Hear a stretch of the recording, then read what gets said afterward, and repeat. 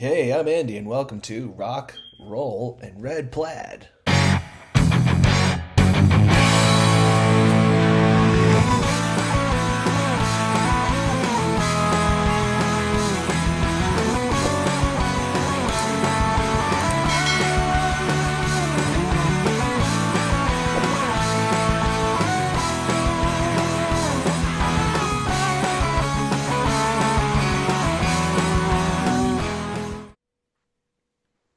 Oh my goodness, we are here back at it again on the Rock, Roll, and Red Plaid podcast with Mr.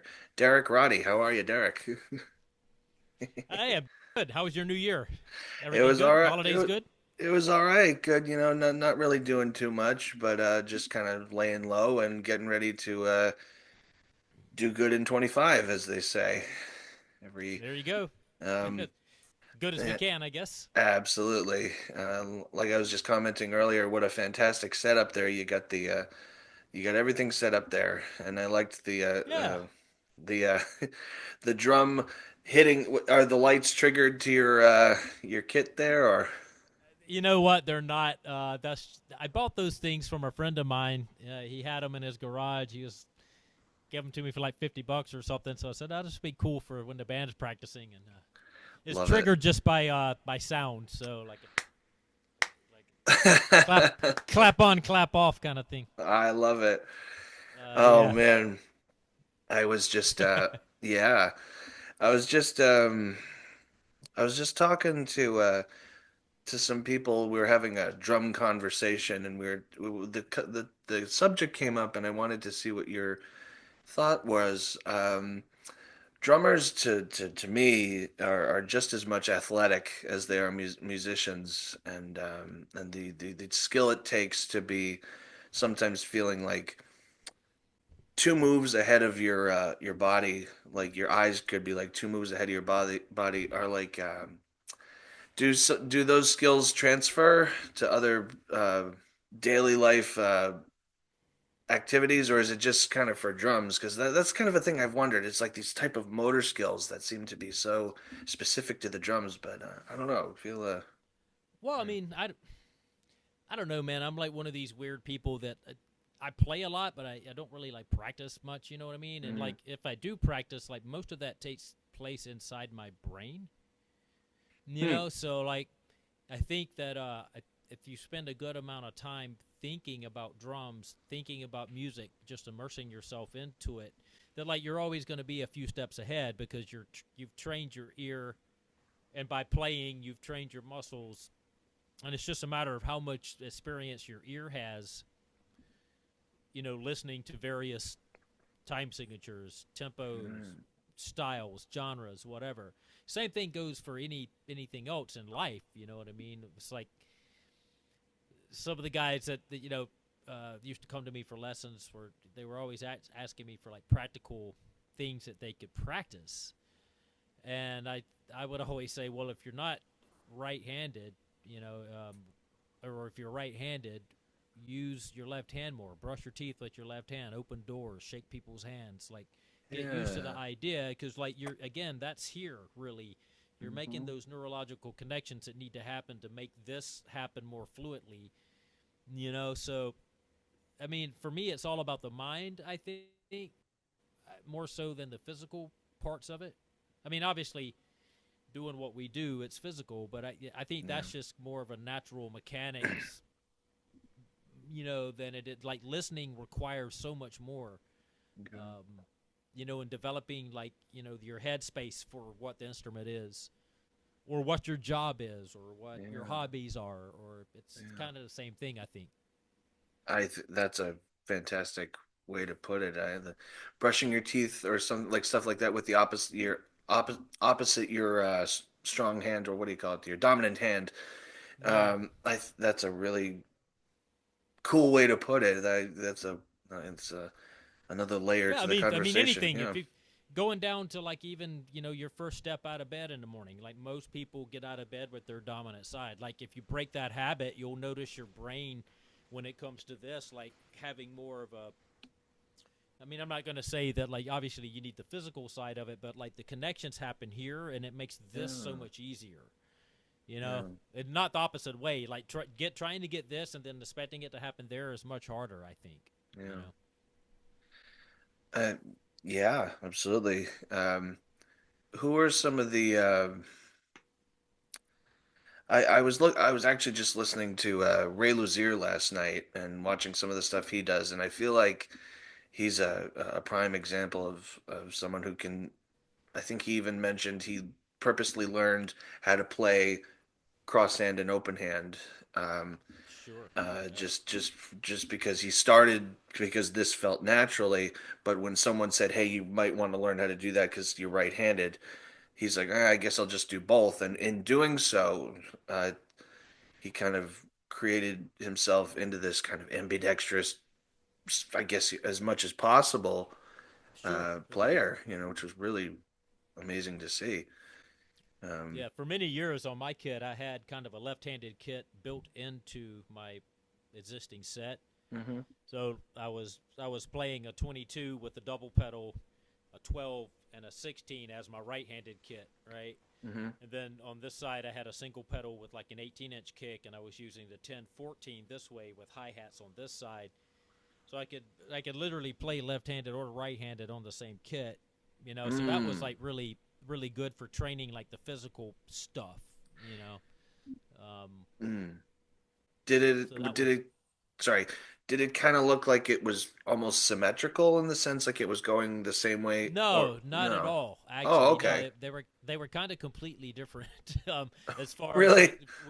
when you actually would isolate, like looking at what the left kit and the right kit would be, you know, it wasn't exactly mirrored.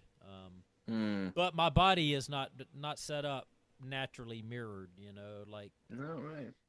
I remember growing up whenever I was getting fitted for a suit or my first suit or something. You know, the guy said, "Oh man, your right leg's longer than your left leg." You know, so like that kind of stuff. It's like I try not to get too crazy about like symmetrical or all of that. I mean, even if you look at my cymbals, they're all kind of staggered, and some stuff's like more this way. You know what I mean? It's I kind of just set up to where my body feels it's comfortable, and I try not to force anything for the most part. You know? Yeah, it's like kind of in a parallel where in a bizarre parallel when I'm a guitar player when I like the thinner gauge of strings up top from a thinner set and a thicker the bottom three are from a thicker set. It's like a Yeah, me hybrid too. set. Okay. Yeah, yeah, yeah, yeah, Yeah. And it allows you the flexibility of both sides. You can dig in on the bottom end and bend easier on the top. yeah. Exactly. Yep. Yeah. Um, Strings are a weird thing. I mean, mm, guitar in general is a weird thing, like how standardized the guitar is. mm, You know what I mean? Like drums are a little more like plug and play. You can kind of move things and position stuff weird, but everybody's got to set up a guitar a certain way. You know what I mean? mm. And I had a friend a long time ago that he would put strings out of order on guitars and tune it all crazy, and he Really? had the most unique, like, individual, like, voicings and sounds, and the way that some of the stuff sounded, the way that he had his strings organized on his guitar was like very unique to him, Mm. you know. And I keep thinking to myself, man, that's such an easy way for a guitar player to form their own identity, but yet nobody does it.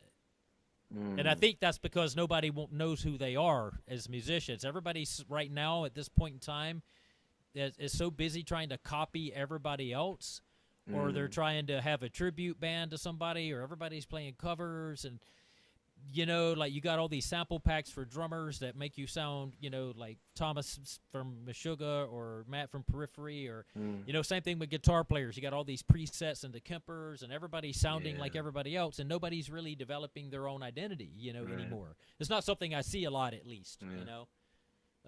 Yeah. and like just something so simple is like, well, do the strings really have to be in that order? Does it really have to be tuned like that? I mean, like Yeah. it's such a simple fix for like a 90% problem. It's Yeah. weird. It's weird. No, I agree. I remember not too long ago, Zach Wilde made a comment. He said, he he likened it to an episode of Seinfeld. He says, do the exact opposite of what everybody's doing, and that way you'll Right. stand out. And he's not wrong, you know. Right. Right. Yeah. You Yeah. Um, Yeah. who are some of the people who you think are thinking outside the box these days? You said it's like you said it's 90% in the favor of people usually doing the same thing. Who are some of the people you see who are I mean, they're not new guys by any means. I don't really see like current modern people doing anything quote that I haven't seen before in my lifetime.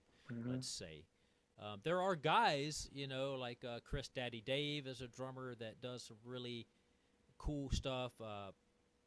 Zach Danziger does some really neat stuff. And you got guys like Thomas Lang and Marco Miniman that do Mm, the layered thing. Terry Bozzio, going back 30 years, was doing that stuff. But as far as guitar stuff, it's hard to tell these days because every damn mm, thing I see isn't real. So it's hard to tell like who is doing what. right. It's like I watch these videos of guitar players and drummers too, and they're playing along to the track that's there, and you can tell this like the vibratos don't match up, and it just sounds too clean. And then you come to find out that that's MIDI, and that's not even a real human, and you're like, well, what am I listening to then? Like how good you can Yeah. edit yourself to be? I don't really care about that. So I kind of honestly I've stopped paying attention to the new generation of players because I just really don't see any honesty. I hate to say that. I mean, there are Mm, some people, I'm sure, and there are some bands that I listen to, that have retained their honesty over the years, but it's not mm, anything new. I mean, most of the mm, stuff I listen to, I go back, back to when people were honest with what they were doing. And mm, I don't know, I find myself disconnecting more and more and more from music along with the everyday public because obviously music isn't worth anything. The everyday public that made the industry work, they stopped caring about music decades ago yeah. because it wasn't real. So I don't know. It's hard for me to even answer that question as far as who was somebody new doing anything because I don't know because there's no honesty and I Right. can't actually I can't hear anybody anymore. Right. Unless I'm Yeah. standing right in front of them. Right. Um, Yeah. and then half the time it's like I'm disappointed because you watch all this stuff online and you're like, man, I can't wait to see this drummer or see somebody. And then you go and watch them and they just sound like any other great drummer. You know what I mean? And it's like, wait a minute, that's not what Yeah. you sounded like. So I don't know. It's hard for me. You know? No, I understand that. I with the new record I'm doing now, I am trying to make a conscious effort to not make it as a grandiose production. Like I've noticed a lot of rock and metal and other genres too, but specifically rock and metal, they're not band performances anymore. They feel like Star Wars productions, so to speak. I mean, there's Yeah. a And look, I'm all for a good production. I oh love yeah, a great drum sound. You know what I mean? Like I'll go back and listen to Chick Corea records recorded in the late '80s, early '90s. Man, Dave's drums are just. I mean, those records just sound stunning. And I love great production. sure. I just don't like fake playing and fake like musicians pretending to be somebody they're not. I would Yeah, rather hear you in your raw form than to hear you edit it up. You know what I mean? yeah, It's like yeah. I do love production. Don't get me wrong. I Sure, like that. But sure. it's just where I draw the line is like, okay, well that's not you playing anymore. By the time Yeah. you grit it, by the time you sound replace it, by Mm, the time you MIDI it, mm-mm. by the time you loop it, it's just not human anymore, and I've lost interest at that I point. I agree. I completely agree. It's like you want to hear, you want it to feel like you're in the room with the person in the group. That's kind of the charm of it. Yeah, Yeah. yeah. Um, Feeling the push and pull, and hearing the mistakes, and feeling the absolutely. mistakes, feeling the corrections. I love that. Like when, like you can feel that kind of stuff when you're listening to some of those old recordings. Like the drummer, he almost missed that change. You know what I Yeah. mean? Or that transition wasn't quite. Yeah. You know what I mean? But like, and then you hear it the second time around, and it's different, and it's got like a different thing to it. And I don't know. It's just music had so much more depth before everything was corrected. It seems like you're right, the gridding and everything, it feels almost more like a mathematical equation rather than something creative. Right. Yeah. Right. But there are, still artists and bands that are around that sometimes you have to dive a little deeper to find the Yeah. authenticity. you know. There are bands, but it's few Yeah. and far between, and a lot of bands don't even know. I've had guys tell me, "Oh yeah, we did this with so and so, and yeah, it's all natural, it's all real," and I'll listen to it, and I was like, "Dude, you don't even know what was done to your stuff, do you?" They're like, "No." I was like, "There ain't nothing on there. There's nothing real within 500 miles of this recording, man." Like, Oh sorry, you know. I man. mean, guys don't even know. I've replaced drummers on records, and they don't know. You know what I mean? Like, What? I mean, so it's kind of funny. That Yeah. man. You, you know, Derek, the first time your name came up on my radar and seeing the incredible playing you do was when you auditioned for Dream Theater, and when you did Oh, right on. the series there, which really blew my mind. And like, because like I said, I am not a drummer in any way, shape, or form. It's like someone if someone put a gun to my head and say drum, I'd say just shoot me. I'm not gonna. I'm not, this is it's just not gonna happen. Like it must be this the feet, the arms, whatever. But really, just a slew of a cast of talent there. But what was I know you That was a probably. fun day. Oh my Yeah, it was a goodness, fun yeah. day. Uh, I know you've probably elaborated on this a bajillion times at this point, but Nothing to well, really elaborate on. I mean, it's yeah. it was a cool day. I think myself, like a lot of other guys that auditioned, we didn't really have a whole bunch of time to prepare ourselves. But it really didn't matter. I ended up being on the first day right after Mike Mangini, so I think Mike was from like 10 to 2 or something Hmm. like that, and then there was like a 2 hour break, and then I was from like 4 to whatever. Hmm. I mean, I remember we spent probably 3 or 4 hours together. Most of the time, I was talking to John about like his amps and stuff, like kind of noodling around on guitars, and Nice. that was funny because they didn't record the audio for my audition, but it's Yeah. I think that what happened was is like everybody was kind of on break. Like I said, there was like a 2 hour lunch in between, Hmm. and my audition didn't really formally start because everybody was kind of just hanging out in the room anyway. So Hmm. by the time I had went around and made my introductions to everybody, and I was talking to John and noodling guitar stuff or whatever, we just kind of just randomly started jamming, and I think like the crew was just kind of walking around with sandwiches in their Oh mouths and no. on the cell phone. They didn't realize that like, oh man, maybe we should press record. so Oh so boy. that's what happened there, and it's like they were all Oh. kind of. I mean, honestly, those guys were all like deer in the headlight. You could tell like how much Portnoy actually did for the band.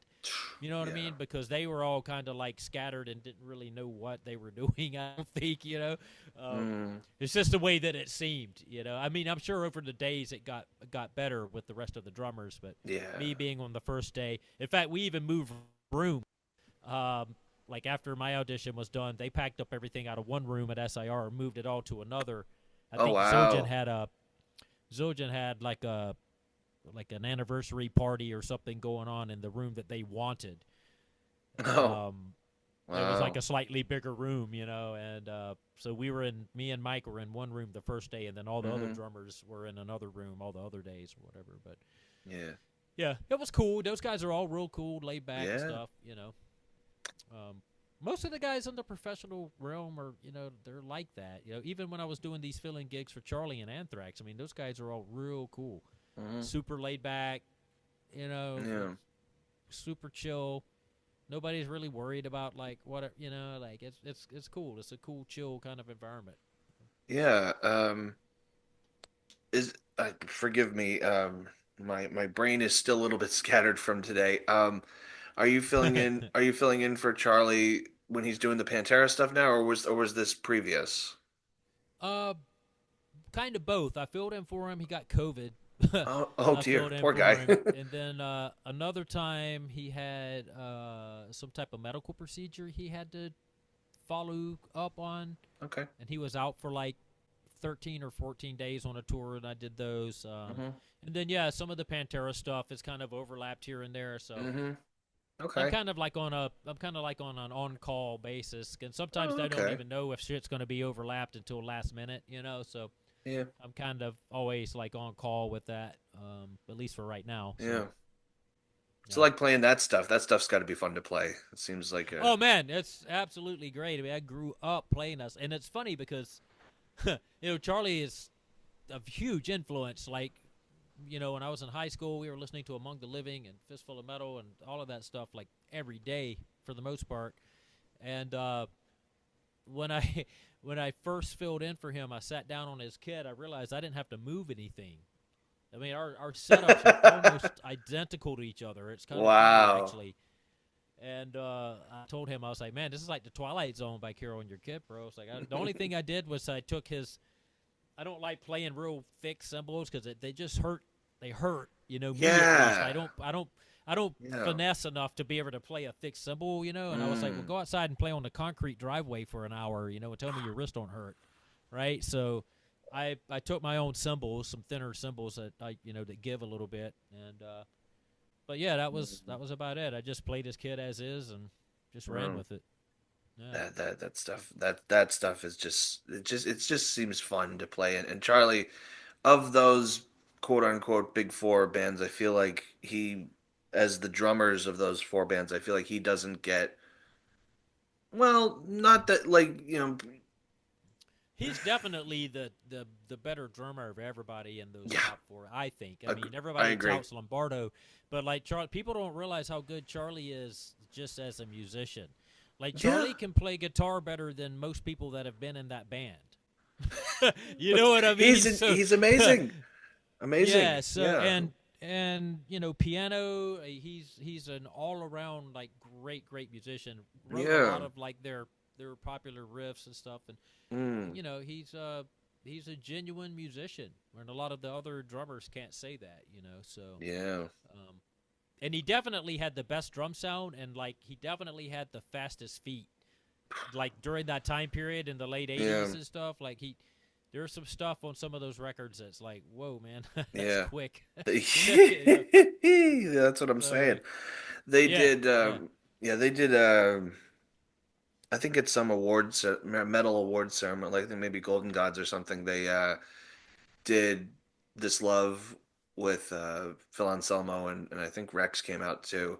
And also they closed, I think this was right around the time Hanneman had passed.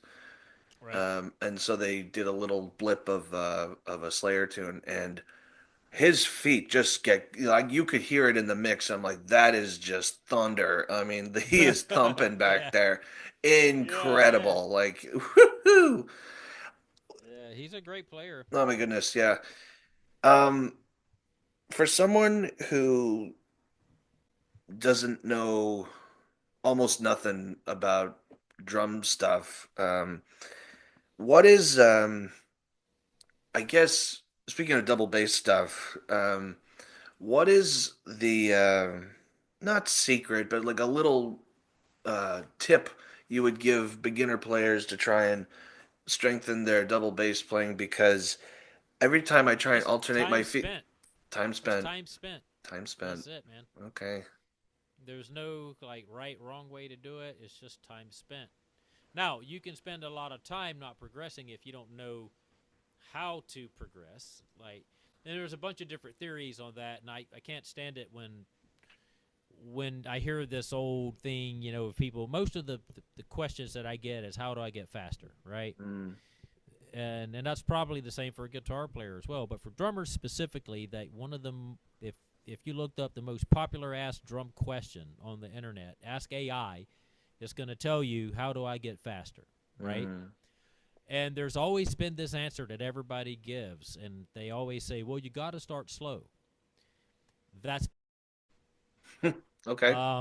if that was the answer, then how do I get faster wouldn't be the number one asked question, right? Mm, So I'm of the mindset that, like, if you want to play fast, you have to play fast.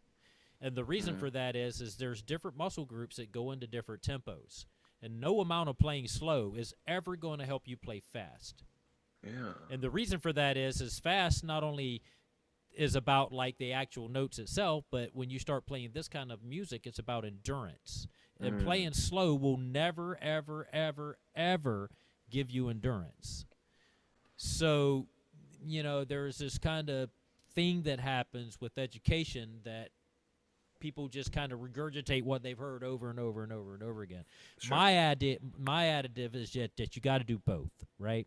So you have to push and you have to tell your body, this is what I want you to do, even if it's sloppy, even if it falls apart every 4 measures, whatever. Do that. Go back to doing it at a tempo that you can do it comfortably, and then also slow it way down and work on the note spacing, work on the dynamic range, and work on all that other stuff, But I can't stand it when somebody says, well, you got to start slow, set your metronome at a tempo, blah, blah, and blah, blah, blah. No, that's never going to help you, Right. ever. It's So yeah.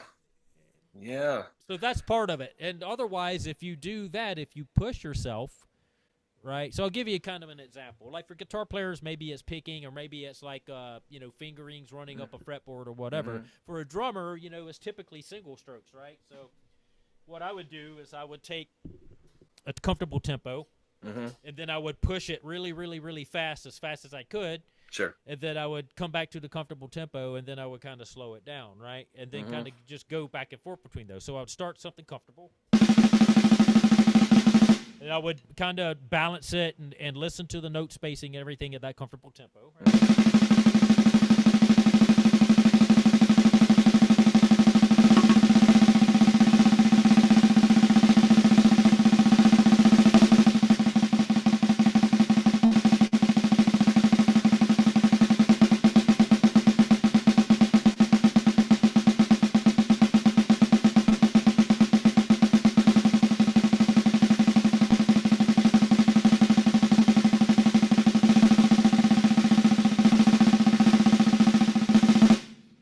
Maybe hold it for as long as you can, or Sure. But the idea is to kind of do both, and so that way you're telling your body and you're telling your brain kind of what we were talking about earlier. This is what I expect you to do. Make those neurological connections, make that happen. At the same time, you're working on the physical part of it because you're actually doing something, and then you slow it down and work on the dynamics and the spacing and the tempos and the modulations and all of that other stuff.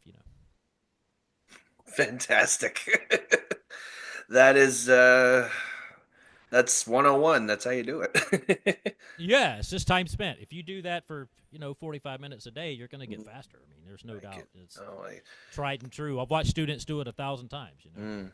The proof, as they say, is in the pudding, and That's right. yeah. I mean, who were? I mean, you said Charlie, of course, was a big influence on you growing up. Who were some other guys who just blew your mind, drum wise? Um, well, I didn't really start kind of like with the metal drummers. I was fortunate. I had like the very musical household, so everybody kind of was doing something musically. My dad had actually a country hit on Billboard back in the '80s as a singer-songwriter, and okay. Mom played piano and sang. Well, she dabbled with piano, wanted to play piano, but she had a beautiful harmonizing voice. And my brother plays guitar. My cousin played. So there was people in the family that that were playing. So I was lucky in that regard. And I kind of joke about it. It was like Buddy Rich, I guess, was the first drummer that made me want to like really, really like be a great drummer. And then Peter Criss from Kiss was the guy that made me want to do it in front of people. Yeah. So it kind of started there. But my brother's 10 years older than me, so he brought Kiss and Black Sabbath and Alice Cooper and all of that stuff in the house. Okay. My family, they were more southern rock, country, big band era, some fusion here and there, yacht rock, that kind of stuff. Back in the day. The only reason I've heard that term. Yeah. That's kind of been a thing since the '70s, and Okay. But yeah, I mean, so a big, broad, general appreciation for music in my household. So there was no metal music. There was Black Sabbath. There was Kiss. There was Alice Cooper. There was there was a few things until we didn't.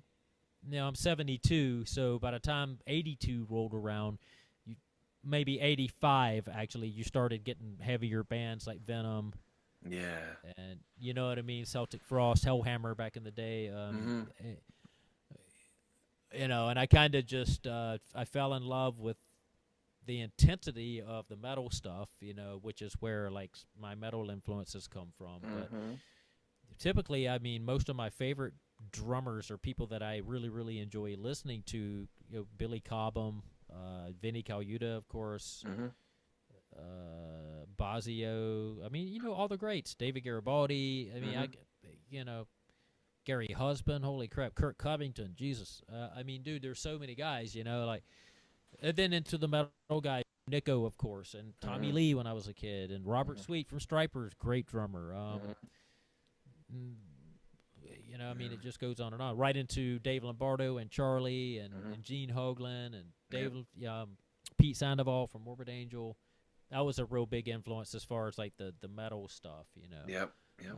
Mick Harris, Napalm Death. I mean, like when I heard that, I was like, all right, that's it. That's what I want to do. Like so. Nice. I don't know Nice. why that appealed to me so much, but yeah, I mean, Yeah. like just a general appreciation for most every drummer. To be honest, I mean, I've learned something from every single person that I see. So yeah, I'm one of those type of musicians that I kind of just take everything in, I pull it in, and kind of soak it all up and spit it back out in a way that's musically kind of indifferent to them and more unique to me. Yeah. Yeah. And never limiting. You're always finding things from people that you like. Right, because I even like I was one of the first drummers in extreme metal, like playing left foot rhythms while Mm. playing blast beats. And I got that from Horacio Hernandez. Like Mm-hmm. when I saw one of his very first clinics here in the United States in Miami, and he was playing cowbell rhythms with this left foot and doing all this Latin stuff over the top of it and modulations, and Wow. nobody had ever seen. This is before cell phones, and the line outside the drum shop on the in the payphone was like 60 drummers deep. Yeah. It was crazy. Everybody go, Yeah. dude, you got to get down here and see this dude. I mean, nobody had ever seen Yeah. it. Yeah. So I took that and added it into like the metal stuff and playing all this fast stuff and playing like Yeah. secondary rhythms with my left foot, and it was just kind of Yeah. like adapting that kind of thing into other styles of music. And I was always like Yeah. really interested in that. You know who I think of with like the left foot, I should say stuff, like because I watched a video of him doing like warm-ups and rudiments and stuff was Chris Adler.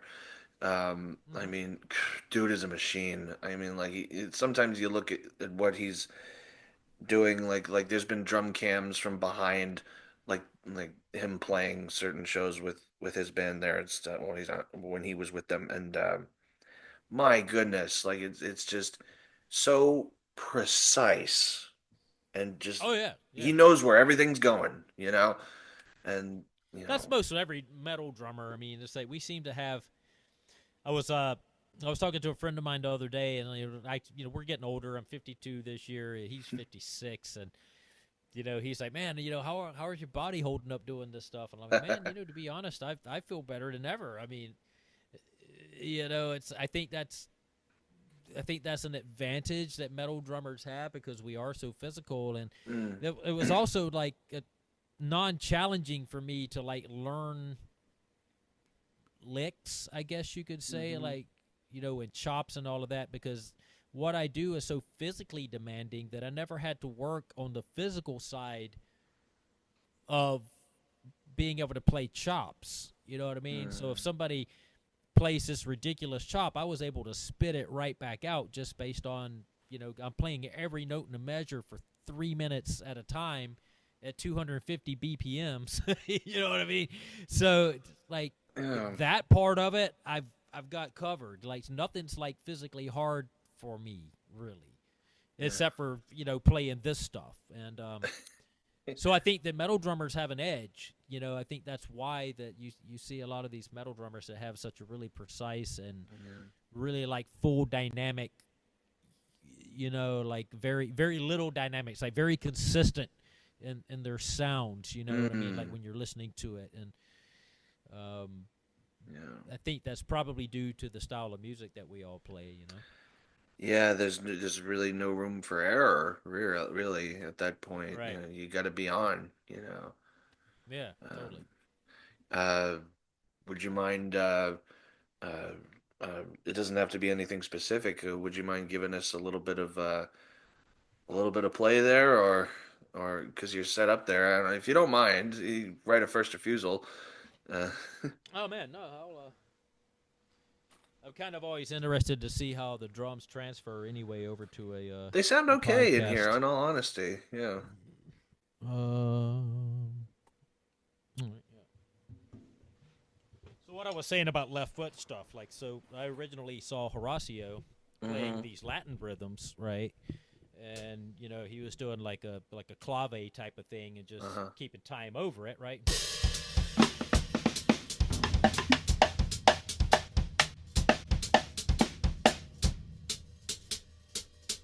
Right. So I would take that idea and put it into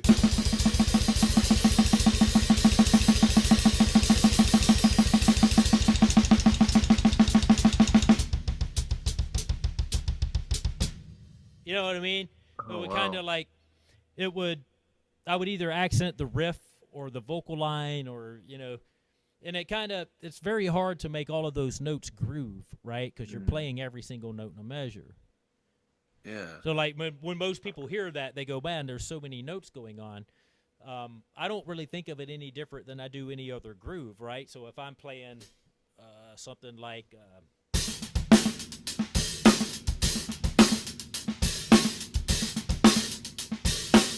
right, I can take that same groove and apply it to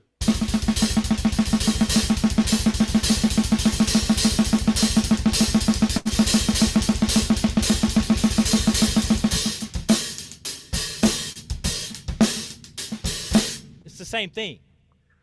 You know Yeah. what I mean? Yeah. Um, Yeah. so that's a good way to kind of put some linear type of feel over all of those notes, and it establishes the downbeats and the upbeats, and it makes it a little easier to follow. Yeah. So that kind of stuff is cool. It's like that. Those are some of the influences that I would bring in from other styles, and Yeah. and even down to different feels. Like there's different ways, like to play a flam. You can play it real tight, or you can play it real loose. Like the tight flam, loose flam, tight flam, loose flam, and there's all in between, right?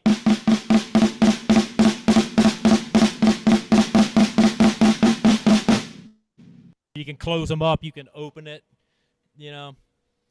So there's all types of little like dynamic things that I think about to try to bring into the consistency and full volume of metal. All part of that trying to find your own identity. Yeah, it's what's the phrase? Gathering all the ingredients and putting it in the soup, so to speak. Yeah. And Yeah. one of the bands I was in, we had this kind of our motto was like, fast or nothing, and we were just trying to be as absurd as we could. We if you can listen to more than 4 or 5 songs of this shit, you're a bigger metalhead than I am. You know what I mean? So that was kind of our idea, like just to try to be so out of control that it's hard to listen to. And a lot of times I was kind of torn between what I wanted to play. I mean, there were certain riffs that would be great with a backbeat, but like it Mm. just went against everything that we were trying to do. So, but I started thinking like, well, how could I do both of those things? Yeah. Like play the blast stuff, but then like have some type of backbeat in it, just where kind of the 2 snares idea for metal guys recently or extreme metal guys came from, because you could kind of do that. So I could play a blast beat here, and then I could put like 2 and 4 under it, right?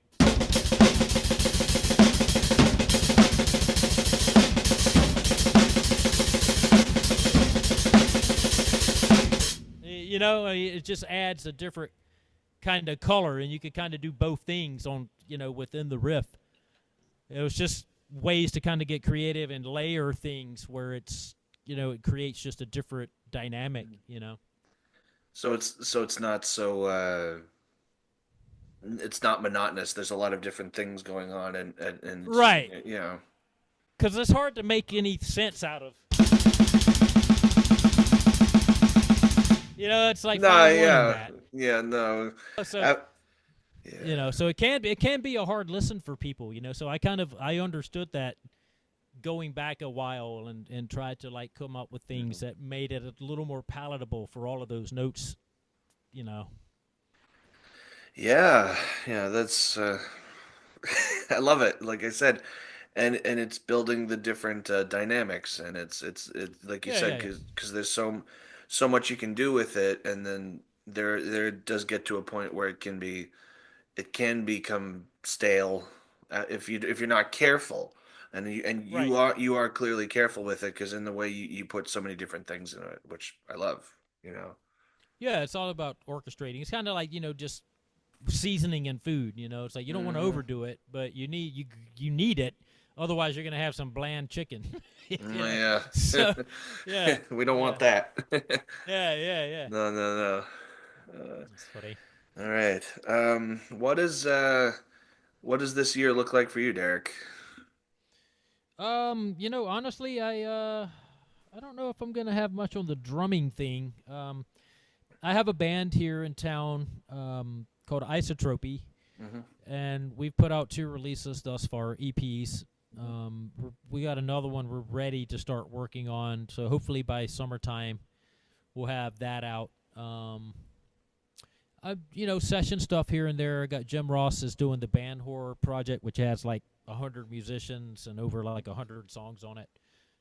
Proper So title. that's really yeah, exactly. There's a bunch of different people involved. Uh, the Anthrax thing, I don't know. I mean, like I said, they're not trying to double book stuff, but it may happen. So, but I'm Yeah. always kind of just stand by for that. Um, I really don't do a whole lot these days because of my reptile business.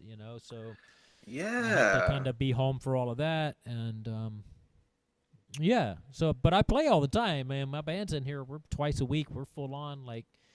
But I'm the type of musician that I really don't care who knows about it or who hears it outside these 4 walls. It's kind of for us, and I'm like, we can come over here and we can rock out and get sweaty and do the whole like band thing. Yeah, Hmm. Hmm. and we do. I mean, we went to New York and did a gig back in November, and we do some gigs around town, but we're not trying to play every month either. It's like No, right. just trying to maybe every 3 times, 4 times a year here locally. Maybe try to do some festivals, that kind of stuff. You know, not really looking to get out there full time anymore. So I mean, unless Yeah. something really really cool comes along. I had Yeah. a um, I had an opportunity recently to do something that was really out of my wheelhouse, and it basically came down to like he ended up going with somebody he already knew and has already been in the band. But I'm always kind of looking. So if I can get something that's out there, Yeah. I it just depends. It's hard, man. It's not a lot of people are making liquid. Like it's people are going out there and they're coming home in the red, and Yeah. um, it's kind of it's a tough industry right now. Yeah. Not to quote Zach Wilde twice, but he he said once you gotta love the music because sometimes the music don't love you. Right, It's right. not wrong again. It's good, Well, good quotes, that it's guy. music. I mean, it's a weird thing. When we think about it, because music was always something that was used for healing, for celebration, for mourning. Um, it was done with community, um, with camaraderie. Most of the history of music was free. It hasn't been up until like the last 80, 90 years that people have been paid for their art, so to speak, Mm, right? So, music's a tricky thing. What are you trying to do with it? What are you trying to get out of it? You know, mm, I see a lot of my peers. They treat it like a job, and they go and they do their tours, and they come home, and They bitch that they didn't get their Christmas bonus, or they didn't get the advance that they wanted, or that expenses were too high. And it's like I was hearing all of this stuff all the time from people that have Grammys on their walls, and doing what I do, playing in a metal band, I knew, 20 years ago, 15 years ago, that that wasn't going to be enough liquid for me to put all my eggs in one basket doing. So it's hard for young musicians nowadays, or people trying to do this and have like a quote career, because there is no industry for a career. Yeah. The ground floor doesn't exist anymore. Yeah. And look, musicians have nobody to blame but themselves. We let this happen, Yeah. which is unfortunate. Yeah. Well, it seems like, I mean, I was talking to somebody the other day. It's it's one thing to use a platform like Spotify to discover an artist, but if you really wanted to support them, you would have to go through different avenues because we all know Spotify pays less than pennies. Yeah, but that's not Spotify's fault. No, of course not. You know what I mean? Because like No. Spotify is offering a service, kind of Right. basically the same thing that radio did back in the day. Musicians are getting paid shit for radio play either back in the day, right? No, right, yeah. So people look at this guy like he could pay for music. He could pay these artists more. Well, you could too. You could go to Walmart and pay more for bread, but you don't. Right, yeah. You know what I mean? Like, so, Yeah, the yeah. music, he's paying what the music is worth, and people don't realize that all of his money came from when you click I agree, because your information is worth 1,000 times more than what the music is worth. Right. You know what I mean? That's where his billions came from, and like no musician understand this, which blows my mind. It boggles my mind that people don't understand how the business works. Like, Yeah. they don't understand that, like, look, MTV did not stop playing music videos because their ratings were through the roof. Right? Yeah. When did Right. MTV stop playing music videos? 93, 94? Something like that. Yeah. Yeah. So you can go all the way back to then to realize that the mechanism that made the music industry work was gone then. I It's mean, 30. MTV put it, and MTV saw it. They even put it in the title of what they replaced music videos with. Real. People disconnected from music because, oh, she didn't write that song. They didn't sing that. That's not Ace Frehley on that record. That's not Peter Criss. Yeah. Once people figured out that music was dishonest, they disconnected from it. And they stopped using their dollars to support it. Right. Because guess what? Their artists have never been more accessible, right? And I can discover 1 million artists on Spotify, but why don't people go to the band's website and buy their CD right from the damn band itself? Because it's not worth anything. That's why. Think about this. Ozzy's Boneyard on Sirius Radio, right? Yeah. They play Ozzy Osbourne 5 times an hour, Mm-hmm. right? Yep. Name a new Ozzy Osbourne song. I just the title track from Patient Number 9. That's the only one I can think of. Right. And they pushed that for what, 3 weeks? Probably. Yeah. But yet you hear Crazy Babies and Paranoid and Crazy Train and Mom, I'm Coming Home. You hear all of that stuff 5 times an hour. Right. Why don't you hear new Ozzy Osbourne? I'll tell you why. Because it's worthless. That's why. Those old songs, these satellite companies paid lots of money for those catalogs of those old songs. So they have investment in that music. Yeah. They don't have investment in the new music. Right. So therefore, they won't play the new music. Yeah. Even on Ozzy Osbourne's own channel. Unbelievable. Not unbelievable. Like I understand I totally get You what know you're what I coming. mean? Yeah, Yeah. yeah. And musicians did this. If musicians were honest with their fan base, maybe music would be worth something. It's kind of like um someone was saying this on on another podcast, and if I'm paraphrasing at best, there's a level of nostalgia tours, like anniversaries of album tours, like going along with kind of like what you're saying. Yeah, They'll pepper in the new songs, but they're going to be playing a whole album of whatever song that's 10 years old, 12 years old, yeah. 20 years old, whatever the heck. That's what people want to hear. That's Yeah. what they connect with. Yeah. That's what they remember as being real and giving them real feelings. Yeah. I mean, MTV put it right in the title, reality television. They Hmm. knew people were looking for that connection that they lost with music. So Yeah. MTV they knew what to do. People are looking for something real. Yeah. And what happened? Once people figured out that reality television is not real, what, Duck Dynasty's not a family, they don't really have beards, that's not a business. Right. You know what I mean? They Yeah. disconnected from that. So Yeah. what are people on to now? Well, TikTok's going away in a few days, so Podcasts, you're doing it right now. exactly. Yeah. Because people are getting Mm. honest conversation. So Yeah. they think. But then once people figure out, wait a minute, Joe Rogan's scripted, he was bought by pharmaceutical company A, Yeah. because that's going to happen in 5 years, Oh yeah. then people are going to be looking again for what's real. Because Right. we Yeah. always, as human beings, we are always looking for what is real. Right. And when we don't get that feeling, we don't spend our dollars. Yeah. Yeah, there it It's is. plain and simple. I don't know why musicians can't see it.